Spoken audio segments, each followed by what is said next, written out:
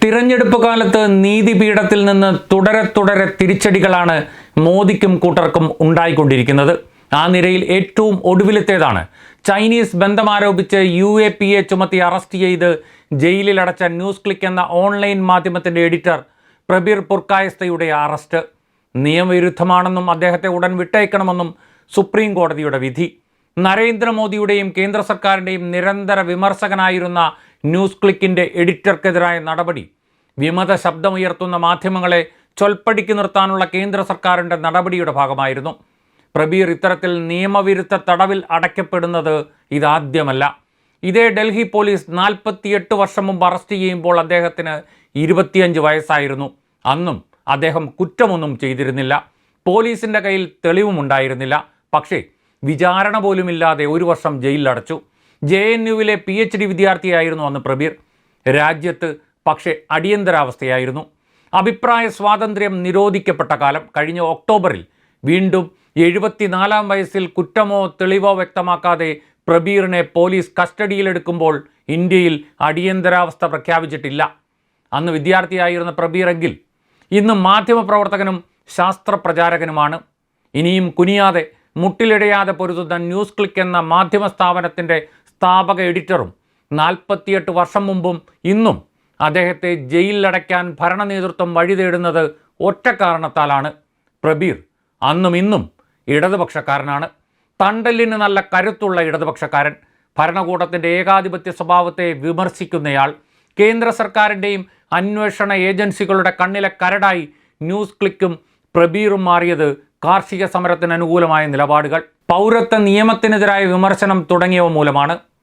ഇത്തരം റിപ്പോർട്ടുകൾ ദേശവിരുദ്ധമാണെന്ന് വരുത്തി തീർക്കാൻ ന്യൂയോർക്ക് ടൈംസിലെ റിപ്പോർട്ടിനെ ആയുധമാക്കുകയായിരുന്നു BJPയും കേന്ദ്ര സർക്കാരും.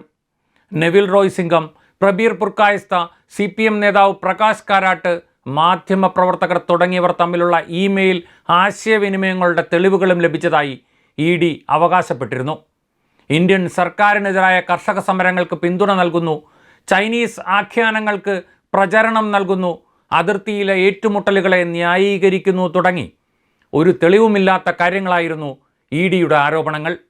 ചൈനീസ് ക്യാമ്പയിന് ഇന്ത്യ അടക്കമുള്ള രാജ്യങ്ങളിലേക്ക് വൻതോതിൽ ഫണ്ട് എത്തുന്നുണ്ടെന്നും ഫണ്ട് നൽകുന്നത് അമേരിക്കൻ കോടീശ്വരനും തീവ്ര ഇടതുപക്ഷ നിലപാടുള്ള ആളുമായ നെവിൽ റോയ് സിംഗമാണെന്നുമാണ് ന്യൂയോർക്ക് ടൈംസ് റിപ്പോർട്ടിലുണ്ടായിരുന്നത്.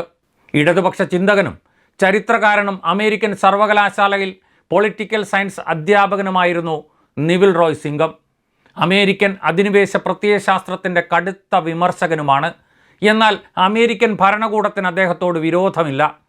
പ്രബീറിനും ന്യൂസ് ക്ലിക്കിനുമെതിരായ ഒരു ആരോപണം പോലും തെളിയിക്കാൻ കഴിഞ്ഞിട്ടില്ലെന്നും ചൈനീസ് ക്യാമ്പയിൻ എന്ന ആരോപണത്തിന് തെളിവില്ല എന്നുമുള്ള സത്യം ഒടുവിൽ മൂടി പൊളിച്ച് പുറത്തു വന്നിരിക്കുകയാണ്. എഴുത്തുകാരനും ജനകീയ ശാസ്ത്ര പ്രചാരകനുമായ പ്രബീർ എഞ്ചിനീയറും ഡൽഹി സയൻസ് ഫോറത്തിൻ്റെ സ്ഥാപകരിൽ ഒരാളുമാണ്. ആണവായുധ വിരുദ്ധ ക്യാമ്പയിൻ എന്നിവയിൽ സജീവ പങ്കാളിയാണ്. സ്വതന്ത്ര സോഫ്റ്റ്വെയർ മൂവ്മെൻറ്റ് ഓഫ് ഇന്ത്യയുടെ ദേശീയ വൈസ് പ്രസിഡൻ്റാണ്. UAPAയ്ക്കൊപ്പം ക്രിമിനൽ ഗൂഢാലോചന, സമൂഹത്തിൽ സ്പർദ്ധ വളർത്തൽ തുടങ്ങിയ കുറ്റങ്ങളും ചുമത്തിയാണ് പ്രബീറിനെയും ന്യൂസ് ക്ലിക്ക് HR മേധാവി അമിത് ചക്രവർത്തിയെയും 2023 ഒക്ടോബർ 3 ദില്ലി പോലീസ് അറസ്റ്റ് ചെയ്തത്.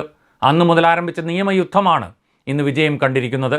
ന്യൂസ് ക്ലിക്ക് കേന്ദ്ര സർക്കാരിനെ വിമർശിച്ചത് ചൈനീസ് അജണ്ടയുടെ ഭാഗമായിരുന്നു എന്ന നിലയിലായിരുന്നു കേന്ദ്ര ഏജൻസികളുടെ അന്വേഷണം.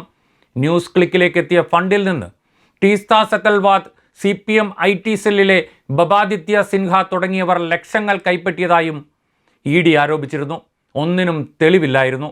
ഇന്ത്യയുടെ പരമാധികാരം അട്ടിമറിക്കുക എന്ന ലക്ഷ്യത്തോടെ ന്യൂസ് ക്ലിക്കിന് ചൈനയിൽ നിന്ന് വൻതോതിൽ ഫണ്ട് ലഭിച്ചെന്നും പോലീസ് FIRൽ പറഞ്ഞു. എന്തായാലും മോദിയുടെ വാലാട്ടികളായ അന്വേഷണ ഏജൻസികളുടെ പല്ല് ഒരിക്കൽ കൂടി ഇന്ത്യൻ നീതിന്യായ കോടതി തല്ലിക്കൊഴിച്ചിരിക്കുകയാണ്. അതിരില്ലാത്ത അധികാരത്തിൻ്റെ അഹന്തയും നീതി നടത്തിപ്പിന് ചുമതലപ്പെട്ട ഉദ്യോഗസ്ഥരുടെ നട്ടലില്ലായ്മയും ചേർന്നാൽ എന്തു സംഭവിക്കുമെന്നാണ് ഇത് കാണിക്കുന്നത്. ജാമ്യം ലഭിച്ചെങ്കിലും എക്കാലത്തെയും ഭരണ സംവിധാനത്തിൻ്റെ സൽപ്പേരിന് തീരാക്കളങ്കമായി ഈ നടപടികൾ നിലനിൽക്കും. എതിർ ശബ്ദമുയർത്തുന്നവരെ അടിച്ചമർത്താൻ എന്തും ചെയ്യാൻ തയ്യാറാകുന്ന ഭരണ നേതൃത്വം. ഉത്തരവുകൾ നിയമവിരുദ്ധമാണെങ്കിൽ പോലും നടപ്പാക്കാൻ വിനീത വിധേയരാകുന്ന ഉദ്യോഗസ്ഥർ. എല്ലാം ആവർത്തിക്കുകയാണ് കൂടുതൽ ഭീകരമായി, കൂടുതൽ ബീഭത്സമായി. അടിയന്തരാവസ്ഥയിൽ ഈ ചെയ്തികളുടെ അന്ത്യം ആ സർക്കാരിനെ കുടഞ്ഞെറിഞ്ഞ് ജനശക്തിയുടെ കരുത്തുറ്റ കൊടുങ്കാറ്റായിരുന്നു എന്ന് കൂടി ഓർക്കാം.